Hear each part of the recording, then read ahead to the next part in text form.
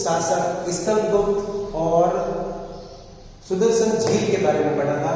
इस क्लास में हम लोग सबसे पहले बात करेंगे गुप्तों के पतन की, कि गुप्त का पतन कैसे हुआ। तो अंतिम गुप्त शासक, आपको पूर्व में जब मैंने गुप्तों के शासकों के नाम लिखवाए थे तब बताया था, अंतिम गुप्त शासक जो है वो विष्णुगुप्त माने जाते हैं। विष्णुगुप्त के बाद में जो है गुप्त शासन पूरी तरह से खत्म हो गया था। बंगाल के गणों द्वारा गुप्त साम्राज्य को समाप्त किया गया था। डॉक्टर हेमचंद्र राय चौधरी बहुत बड़े विशेषज्ञ हैं, इतिहासज्ञ हैं, वो मानते हैं कि गुप्त शासकों का बौद्ध धर्म की ओर झुकाव जो है वो कि गुप्तों के कारण का एक बड़ा, गुप्तों के पतन का एक बड़ा कारण था, गुप्त शासकों का बौद्ध धर्म की ओर झुकाव। डॉक्टर हेमचंद्र राय चौधरी ऐसा मानते हैं। फिर एक और रीजन हो सकता है सैनिक शक्ति और शांतिपूर्ण विदेश नीति का पालन नहीं किया गया। सैनिक शक्ति और शांतिपूर्ण विदेश नीति का पालन नहीं किया गया, जिसकी वजह से विदेशी शत्रुओं, शक्तिशाली सामंतों और अधीन शासकों ने लाभ उठाया। जाहिर सी बात है, अगर सैनिक शक्ति के ऊपर ध्यान नहीं किया जाएगा और शांतिपूर्ण विदेश नीति का पालन नहीं किया जाएगा तो विदेशी शत्रु, शक्तिशाली सामंत और अधीन शासक जो है वो लाभ उठाएंगे, इसमें कोई दो राय नहीं है। तो ऐसा ही गुप्त शासकों के साथ भी हुआ होगा। लिहाजा अब हम बात करते हैं गुप्तकालीन कला पर। तो गुप्तकालीन कला में सबसे पहले देखते हैं भारतीय कर्ण।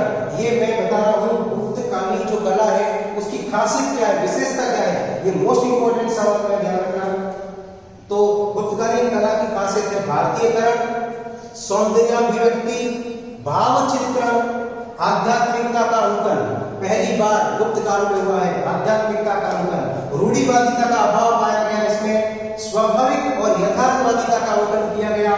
सांस्कृतिक तथा प्राकृतिक सौंदर्य के अनुरूप सृजन करने की कोशिश की गई।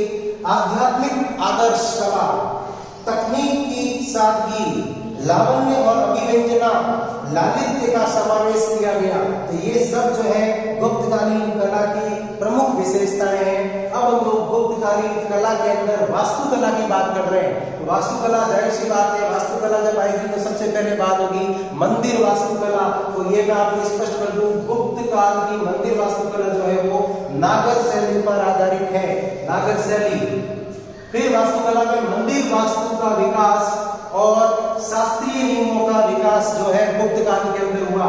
मंदिरों का निर्माण जो है वो शास्त्रीय विधि नियमों के आधार पर होना शुरू हुआ गुप्त काल में, भारत में पहली बार। अब जो है इनकी भी खासियत क्या थी वास्तुकला की गुप्त काल के अंदर? आधार पीठिका, ये मंदिरों के अंदर की संरचना की बात कर रहे हैं, सबसे पहले आधार पीठिका। फिर गर्भगृह, जहाँ देव स्थान होता है, देवता जहाँ बैठते हैं, गर्भगृह। सभा मंडप, जो देवता के सामने वाला स्थान होता है, सभा मंडप। शिखर, मंदिर के ऊपर जो शिखर होता है, शिखर कलश। अंतराल। फिर प्रदक्षिणा पथ, जहाँ प्रदक्षिणा दी जाती है उसे प्रदक्षिणा पथ कहते हैं। फिर है द्वार पर गंगा यमुना की मूर्तियां, जैसे मंदिर के अंदर प्रविष्ट करते हैं जो द्वार होता है, मुख्य द्वार, उस पर गंगा यमुना की जो है मूर्तियां लगी होती है। ये सब गुप्तकालीन मंदिर शैली की विशेषताएं हैं। फिर है मंदिरों का निर्माण जो है वो ईंटों और पत्थरों से होता था। अब मंदिरों के कुछ उदाहरण दे देते हैं। तो तिगवा का विष्णु मंदिर, भूमरा का शिव मंदिर, नाचना कुठार का पार्वती मंदिर, भीतरी गांव का लक्ष्मण मंदिर, देवगढ़ का दशावतार मंदिर। फिर है मंदिर योजना और आकृति में सतत विकास जो होगा वो गुप्त काल के अंदर हुआ है। मंदिर को योजनाबद्ध तरीके से बनाना और आकृति देना और उसमें सतत विकास जो भी हुआ है वो सब का सब गुप्त काल में हुआ है। इसके अलावा अगर बात करें कि मंदिर के अलावा कौन कौन से निर्माण जो है गुप्त काल के अंदर हुए, तो विहार का निर्माण हुआ, स्तूप, गुहा, चैत्य भी निर्मित हुए हैं। इसके उदाहरण की अगर बात करें तो अजंता, बाघ, एलोरा, उदयगिरी के गुहा मंदिर और महाबोधि विहार जो बोध गया यानी बिहार के अंदर है। फिर बात करते हैं मूर्तिकला की। तो मूर्तिकला के प्रमुख केंद्र कौन कौन से हैं? सबसे पहले इस पर बात कर रहे हैं, मथुरा, सारनाथ और पाटलिपुत्र।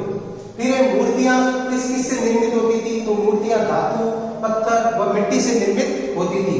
और अब बात करें कि मूर्तिकला की विशेषता क्या है? तो मूर्तिकला की विशेषता सबसे पहले तो ये बता दूं कि मूर्तिकला का निर्माण भी शास्त्रीय विधि नियमों के द्वारा होने लगा।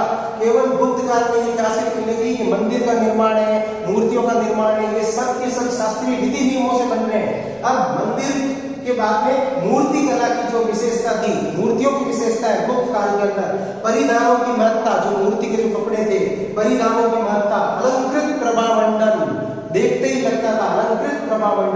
विशेष केश सज्जा, मूर्तियों की केश सज्जा, मुद्रा आसन, आसन किस तरह का है, मुद्रा आसन, आध्यात्मिकता, मूर्ति को देखते ही लगती थी आध्यात्मिक, सरलता और भारतीयकरण, ये प्रमुख विशेषताएं हैं। परिधानों की महत्ता, अलंकृत प्रभामंडल, विशेष केश सज्जा, मुद्रा आसन, आध्यात्मिकता, सरलता व भारतीयकरण।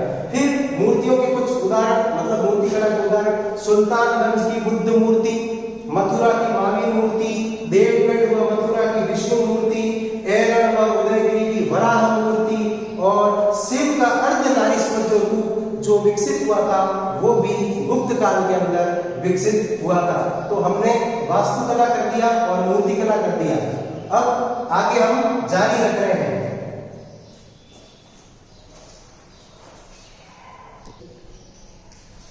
गुप्तकालीन चित्रकला की बात कर रहे हैं तो सबसे पहले हुई विशेषता, गुप्तकालीन चित्रकला की विशेषता कर रहे हैं।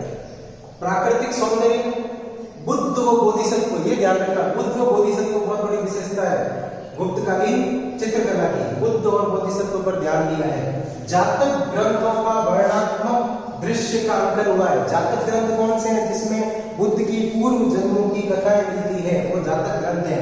तो जातक ग्रंथों का वर्णनात्मक दृश्य का अंकन किया हुआ है। सुंदर कल्पना, रंगों की प्रभा, रेखाओं का लालित्य, विषय वस्तु की विविधता, अभिव्यक्ति से संपन्नता, अभिव्यंजना कौशल, ये सारी की सारी जो है ये विशेषताएं हैं। फिर विषय क्या है, मतलब चित्रकला के, गुप्तकालीन चित्रकला के लौकिक जीवन से संबंधित विषय है। और विशेषताओं में फिर वापस केश विन्यास, वेशभूषा, प्रसाधन, संगीत और नृत्य के दृश्य इत्यादि, ये सब। तो कुल मिला के चित्रकला की विशेषताओं की अगर बात करें तो प्राकृतिक सौंदर्य, बुद्ध व बोधिसत्व, जातक ग्रंथों का वर्णनात्मक दृश्य का अंकन, सुंदर कल्पना, रंगों की प्रभा, रेखाओं का लालित्य, विषय वस्तु की विविधता, अभिव्यक्ति से संपन्नता, अभिव्यंजना कौशल, लौकिक जीवन से संबंधित चित्र, केश विन्यास, वेशभूषा, प्रसाधन, संगीत और नृत्य के दृश्य इत्यादि, ये सब के सब जो है गुप्तकालीन चित्रकला की विशेषताएं हैं। फिर गुप्तकालीन चित्रकला के उदाहरण की बात करें तो अजंता एलोरा के चित्र, बाघ गुफाओं के चित्र, ये जो है गुप्तकालीन चित्रकला के उदाहरण है। अब अजंता एलोरा में जो उदाहरण मिलते हैं अलग अलग तरह के चित्र वगैरह, और फिर बाघ गुफाओं में अलग अलग तरह के चित्र वगैरह, ये सब इन्हीं विशेषताओं के मिलते हैं। फिर गुप्तकालीन साहित्य की बात करें तो संस्कृत में भाषा और जटिल अलंकारिक शैली का विकास जो है वो गुप्त काल में हुआ है। गुप्त काल में संस्कृत भाषा का, संस्कृत के व्याकरण का और साहित्य का पुरजोर काल रहा है। गुप्त काल के अंदर साहित्यिक शैलियों का बहुत बढ़िया विकास हुआ है। तो संस्कृत में भाषा एवं जटिल अलंकारिक शैली का विकास, फिर प्रयाग एवं मेहरौली प्रशस्तियों की रचना हुई। जो प्रयाग प्रशस्ति और मेहरौली प्रशस्ति जो है उसकी रचना भी गुप्त काल में हुई है। फिर संस्कृत व्याकरण का विकास जो है वो भी इसी गुप्त काल के अंदर हुआ। पुराणों की अगर बात करें, स्मृति की बात करें, रामायण और महाभारत जो कि महाकाव्य है, आदि ग्रंथों को अंतिम रूप दिया गया। यानी गुप्त काल में पुराण, स्मृति, रामायण और महाभारत, इन पर भी काम जो है वो अनवरत चलता है, जो कि अंतिम रूप में गुप्त काल में पूरा हुआ है। फिर गुप्त काल के अंदर दार्शनिक, प्राकृत और साहित्यिक ग्रंथों की रचना हुई है। दार्शनिक, प्राकृत और साहित्यिक ग्रंथों की रचना हुई। ओवरऑल हम कह सकते हैं साहित्य की दृष्टि से गुप्त काल जो है वो स्वर्ण काल कहा जा सकता है, क्योंकि इस काल के अंदर लगभग भाषाओं का जो है अच्छा विकास हुआ, क्षेत्रीय भाषाओं का भी और साहित्यिक भाषाओं का भी। इसमें कई तरह का ज्ञान अर्जन हुआ है, कई तरह के शास्त्र वगैरह जो है इसके अंदर विविध रूपों से उभर कर रहे हैं। इसके अलावा जो है धार्मिक और ऐतिहासिक दोनों और दार्शनिक तीनों तरह के जो ग्रंथ हैं वो बहुत ही बेहतरीन तरीके से इसमें लिखे गए हैं। अब बात करें तो हिंदू विधियों का संकलन जो है वो गुप्त काल के अंदर हुआ है। तो इसमें ध्यान रखना, मनुस्मृति के आधार पर नारद स्मृति, बृहस्पति स्मृति, कात्यायन स्मृति, याज्ञवल्क्य की स्मृति आदि स्मृतियों का जो है गुप्त काल के अंदर संकलन हुआ है। फिर है याज्ञवल्क्य की स्मृति जो है वो सबसे व्यवहारिक मानी जाती है। याज्ञवल्क्य की स्मृति में धर्म, वर्ण, आश्रम, विधि, समाज, प्रायश्चित, राज्य शास्त्र आदि पक्षों का उल्लेख किया गया है। फिर नारद स्मृति की बात करें तो नारद स्मृति में व्यवहार एवं न्यायिक विचारों का उल्लेख किया गया है। फिर बृहस्पति स्मृति की बात करें तो इसमें दीवानी और फौजदारी दोनों पक्षों का विवेचन किया गया है। ये दीवानी और फौजदारी क्या होते हैं, मुद्दत में होते हैं ना दीवानी फौजदारी, वही दीवानी फौजदारी दोनों किस्म के जो है पक्षों का विवेचन जो है बृहस्पति स्मृति में किया गया है। कात्यायन स्मृति में कानून के 4 अंग बताए गए हैं, धर्म, व्यवहार, चरित्र और राजशासन। ये कानून के अंग बताए गए हैं कात्यायन स्मृति के अंदर। फिर अगर बात करें तो नालंदा विश्वविद्यालय की बात कर रहे हैं। नालंदा विश्वविद्यालय का खास तौर से ध्यान रखना, गुप्त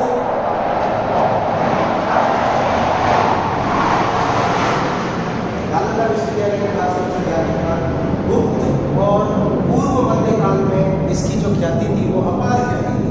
गुप्त और पूर्व मध्यकाल में नालंदा विश्वविद्यालय भारत का श्रेष्ठ विश्वविद्यालय रहा हुआ है। इसके अंदर जो प्रवेश होता था विद्यार्थियों का वो परीक्षाओं के माध्यम से होता था। परीक्षा ली जाती थी, कंपटीशन एग्जाम होता था प्रवेश के लिए, एंट्रेंस एग्जाम, उसमें जो पास होते थे वही विद्यार्थी जो है इस नालंदा विश्वविद्यालय में प्रवेश पाते थे। फिर अगर बात करें इसमें जो है शिक्षकों और छात्रों की संख्या जो है वो 10,000 से अधिक थी।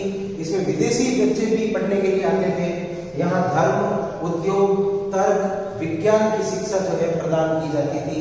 यहाँ पर विशाल पुस्तकालय भी था और गणमती शीलभद्र यहाँ के प्रसिद्ध कुलपति थे। इसके अलावा आपको पूर्व में ही बता दिया गया था कि नालंदा विश्वविद्यालय जो है इसके संस्थापक जो है वो गुप्त सम्राट कुमारगुप्त प्रथम माने जाते हैं। उन्होंने ही नालंदा विश्वविद्यालय की स्थापना की। इसके अलावा नालंदा विश्वविद्यालय के लिए दान वगैरह भी काफी दिया। फिर इसके बाद में भी जो सम्राट आए, जैसे सम्राट हर्ष की बात करें तो सम्राट हर्ष ने नालंदा विश्वविद्यालय के लिए कई गांवों का रेवेन्यू वगैरह पूरा का पूरा दान जो है वो नालंदा विश्वविद्यालय को दिया था।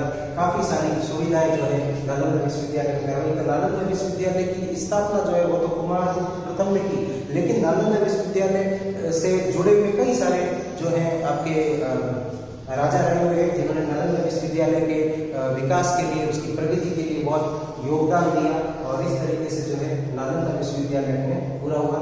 तो आज की क्लास में हमने गुप्तकालीन कला और नालंदा विश्वविद्यालय को पूरी तरह से कर लिया है। अगली क्लास के अंदर हम लोग गुप्तकालीन विज्ञान और भारतीय संस्कृति के अंदर उसका योगदान वगैरह उसके बारे में बात करेंगे। आज की क्लास में इतना ही।